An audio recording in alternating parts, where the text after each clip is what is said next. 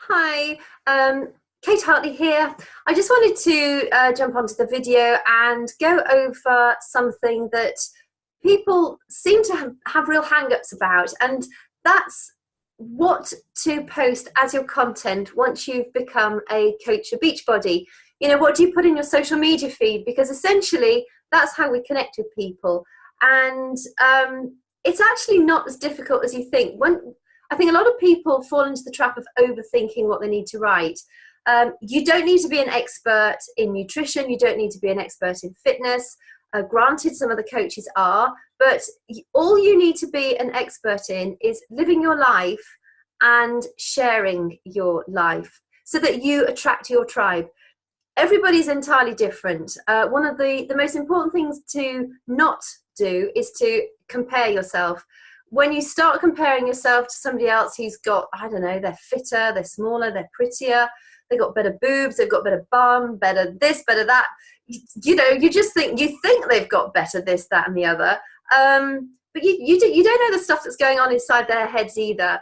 And social media is one of those great places where people hang out their shiny, bright buttons, and all the moldy stuff stays way back in the back of the cupboard and it never comes out. So, please just don't get caught up in comparing yourself to other people. It's your journey, and you are a very unique individual, and you will attract your tribe. People who follow me, they're going to be looking for different things in other people. If I compare myself to other coaches, sometimes I think, God, they've got it so together, and I'm so sort of hit and miss and reckless and but it's something I'm working on. But you will appeal to your tribe. So it's really important that you share your story, and stories are a great way of captivating people's interest. I don't know if you listen to podcasts. I listen to podcasts regularly as part of my personal development. I also regularly listen to the Team Beachbody National Wake Up Call podcast, both the UK and the US one, because they're just full of really, really good information. They target different aspects of being a coach or encouraging customers or self-development, but they are very variable, very valuable resources to listen to. So, if you get half an hour a day, they're only short. I think they last about half an hour. If you have that time in the day, just make sure you tune in regularly. They're a great source of information as well as inspiration. On gloomy days, and I just think, I listen to one of those, I think, yep, that's it. She's inspired, or he's inspired me, and it gave me another nugget of information that I hadn't considered myself before, or I'd thought about and then forgotten. So do tune into those. They're on iTunes as well as very many other players or podcast players. So they're certainly worth seeing. But back to the original point of this conversation is the sharing your story is really, really important. And one thing that you can do, and I learned this tip today off one of the podcasts that I was listening to, I think by Ashley Lachlan. I've heard it said many, many times, but it reminded me today how important story is. And, in the past, I've been listening to one of the many business podcasts that I listen to. And sometimes I can be driving along, and 10 minutes later, I think, oh, what did they say? And I have to go back and listen to it again. Well, it's because it would kind of become boring. But when somebody shares a story with you, it pulls you in, because we're all human, and we connect with stories. So, that is an ideal way to connect with your customers, is to share your story. And you might think, yeah, I'm nothing special. I've got nothing about my story. But you have. Dig deep. Sit down, brainstorm, take out a huge piece of paper and just brain dump for a while. Challenges that you've overcome, things that you've succeeded in, things that have surprised you, things that have frightened you, and then dig deep on, once you've got each of those points that you've written out, then create another little sub-menu under each of those points. So I don't know what it could be. Okay, for instance, when I was about 18, I had terrible nightmares, and I used to sleep talk and scream and shout in my sleep. And one of those nightmares, actually, well, two of them, I damaged myself.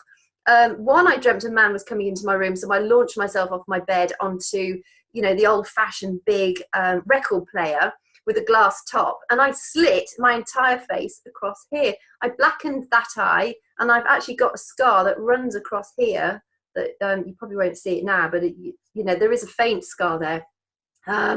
Just because I dreamt some man was coming in my room. And then the other time, or one of the other times, I actually knocked myself out and broke my nose. Again, I'm not quite sure how I woke up on the floor, but I did. I had terrible pain in my face. My lip felt like it was huge. I was in the pitch black because my room was very, very dark. And I'd done this with my face. My nose was bleeding badly, and I'd gone across all my wall, and I'd smeared blood everywhere to try and find the light switch, because I had absolutely no idea where I was. I'd woken up on the floor, I was flat out, and all I knew was this incredible pain in my face. And so, you know, eventually I found the light and realised I was actually in my own bedroom, and then went to see the disaster that was my face at the time. So, you know, that's it's nothing special, but it's a story. And probably when I was telling you that might have been the most sort of vital part of this rambling that I'm going on at the moment. But, you know, it's a point to prove that stories do interest people. And so as a result of that, I could perhaps say, you know, maybe then say how important sleep is and how important it is to set yourself up for good sleep. And, you know, if you don't understand about, I mean, I'm a therapist, so I understand quite a lot about sleep and how the brain works and how we can get ourselves ready for a good night's rest. But it's something that you can learn. You know, it doesn't need to be a massive post. It could be a short 5 or 6 liner.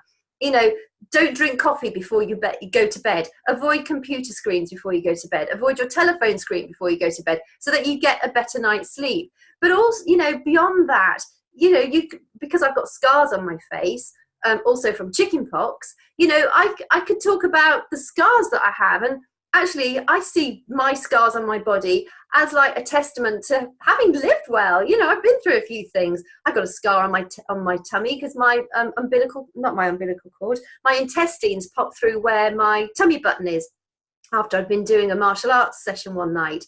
And so I had to go in and as emergency to A&E to have that operated on. And, you know, just silly little things like that. But just try and find, you know, focus on 5 or 6 areas that are unique to you, that either you're interested in, that you have some education or knowledge in, or something that you want to learn a bit more about. And you can share your journey of education with your tribe. You know, for me, I love nature. I love my children. I love pets. I love keeping fit and healthy. I love learning. I love flying. You know, things like that. Those are unique to me. There are probably several of those things that I mentioned that are unique to you as well. But just try and, you know, try and create a package that is you. Don't be too sporadic that one day you're talking about the washing up and the next day you're talking about a cake that you baked. And then, you know, the next day you decide to say, I don't know, you dug up worms. And the next day after that, you're talking about a new dress that you found. You know, those are all great, but try and find a theme. So I think my theme probably is I'm outdoorsy. I love nature. And I love health and fitness. For me, it's all down to sort of I suppose the primal elements of life, maybe. I've not really sort of thought about it actually till I started talking about it now. But, you know, so you brainstorm a few things, you know, 5 things that are really key to you and define you as an individual. And then, you know, create some then little sort of subtitles, subframes from each of those various passions and interests that you have. And once you set your mind to it, it's amazing what you can come up with. It really is. And also, don't forget that when you're a coach, you have to be a product of the product. So, you know, 2 of your posts daily really should be either a sweaty selfie or a reason why you haven't worked out, or part of a video of one of the workout videos that you've streamed. The other one will be a healthy recipe or your Shakeology. Picture of you with your Shakeology and share the recipe. or a picture of you on the go saying, thank goodness you've had your Shakeology today, because what else would you eat? Which has just reminded me, I'm starving hungry. I've not had mine yet, so I'm about to go and make mine now. But, you know, you can share that. And social media at the moment doesn't like you to flood your page. So I use Instagram and Facebook for my Beachbody business. Instagram, you're looking to post about 3 times a day, and Facebook, I've heard recently, it's down to about twice a day. So go for quality over content and tend to space them out a little bit. You know, my audience is UK and US, so obviously the US get up sort of between 5 and 7 hours after we have done. So I normally put my video workout in the morning or lunchtime-ish, and then I might share my Beachbody recipe in the afternoon. And then I might do a motivational post or share a healthy recipe that I've cooked later that night or earlier on in the week. So, you know, you can get creative. And also don't beat yourself up if you're not there every day, but try to have some input 90% of the time, because you know, people will start to follow you and they'll start to think, oh, I wonder what she's doing today and what workout did she do? And, you know, oh, I know she does really healthy recipes, so let's have a look through. I know he's really good at weightlifting and pull-ups. You know, one of my friends in the Beachbody community, he's just like an Iron Man, and he picks up these massive, massive weights. So if ever I want to sort of think, right, I want to learn how to really good pull-up, I tune into him because he's really good and he does all these really wacky things. So, you know, you know, that's part of his story, is his weightlifting and his power stuff that he does.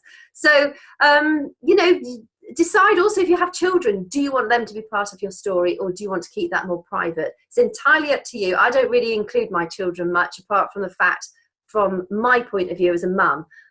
Some of my coach friends, their kids are very, very much a part of their image, their Beachbody sort of self persona. So, you know, but whittle it down, a few things that you're interested in, you're passionate in, things that you like learning about, and don't stress about not being like Mrs. A, B, C, or D, because you are you, and that is the beauty of you. You're entirely unique, and you will appeal to your own tribe. So start to get interested in telling your story. It's not as dull as you might think it is. I went through exactly the same problems. I was thinking, I am really boring. I am. I don't go out anywhere. I don't socialize really. I'm a bit of a hermit. But there are a few things that I can sort of whittle out of the woodwork. So if I can do it, you can definitely do it. So any questions, you know, I'm here to help. Give me a call, or if you're a friend of mine, or, you know, me personally, please ring me. It doesn't matter at all. Or message me on Facebook, and I'm happy to call you, and we'll go through it in more detail. Or I can set up a Zoom call. This is a Zoom recording at the moment, and I'm just recording me and my screen. So it's a really easy way of helping you navigate the Beachbody office, or any other thing that you need help with. So feel free to shout. And again, I'm sorry I've rambled so much. I've just got to stop rambling so much. But lovely to chat to you. And please, you know, get in touch if you've got any questions that you'd like me to answer for you. Take care. Bye.